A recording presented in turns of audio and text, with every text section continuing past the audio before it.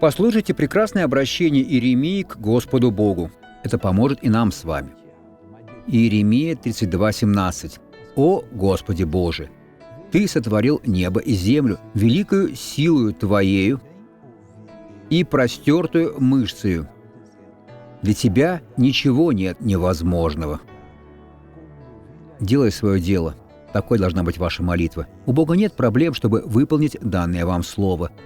Это у вас есть проблемы. Вы излишне религиозны. Оставьте это. Подчиняйтесь Слову. Вы не нуждаетесь ни в чьих советах. Вы нуждаетесь лишь в том, что гласит Святая Библия. Пойдите в свою церковь, возьмите Библию, почитайте перед проповедью, когда пастор проповедует, поймите, что Бог говорит вам. Теперь помолимся. Отец, мы молимся за всех и провозглашаем уход зла. Зло, уходи. Убирайся сейчас же.